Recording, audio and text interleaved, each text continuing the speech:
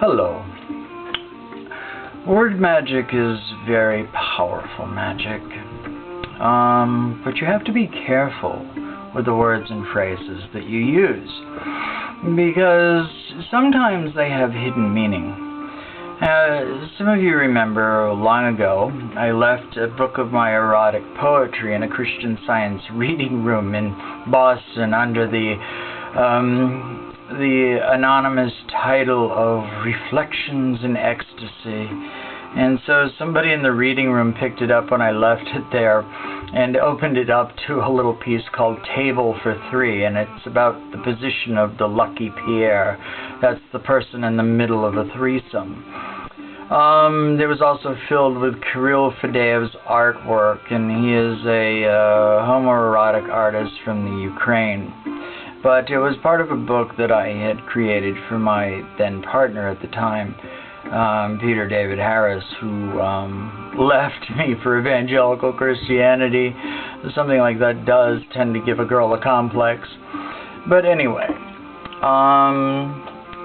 so the lady was there the next day when I went in, and she was holding the book like a dirty diaper, and she said, somebody thought that this book was the work of Mary Baker Eddy, and I don't think that Our Lady would have approved of what you do. And so I looked at her, I said, did you read it? And she said, well, some of it, until I realized what it was.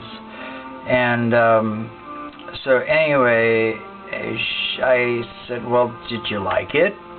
And she started blushing, and I said, oh, you liked it. And I said, so how's life otherwise? And she said to me, well, life is just hunky-dory. Uh-oh. I thought, now we're in trouble. Because I knew the origins of hunky-dory. In Japanese, hankidaru was actually, back post-World War II, it was like the red light district in parts of Japan where there were pleasures for, American sailors and Marines and GIs. And, when I was over there, we discovered long before they had iced coffee that you could buy, that they had cans of it that were so cold in vending machines. And they had porn, and, everybody got all excited about that until they opened it up and saw that there was like black tape over the eyes, the lips, and if anything was going on. So you had naked bodies and black tape, and the rest of it was up to you. So this woman had just said to me, life is hunky-dory, and I went, oh no, she did not say that. So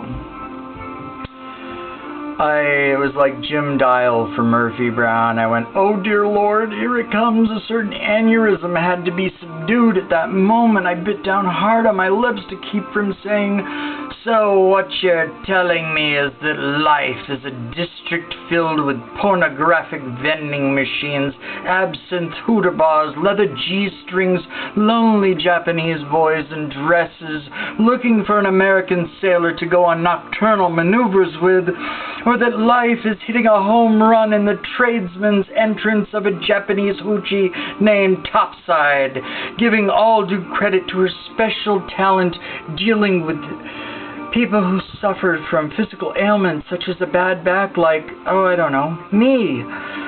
Okay, Joe, I ride Topside, was her popular refrain. So life is a strip club, a brothel, a shop that sells candy, pasties, and other sundry items. Words began to bubble, toil and trouble. Now, Lee, there was trouble with the murmured incantation. I had to run out of this reading room to keep from telling her the honesty, and I just looked at her and said, dear lady, you just said a mouthful. Now I sit here speculating and wondering about what must have impressed my father so much to say, everything is hunky-dory. Thank you. Have a wonderful life. This is Eustace the Fairy King saying, life is hunky-dory.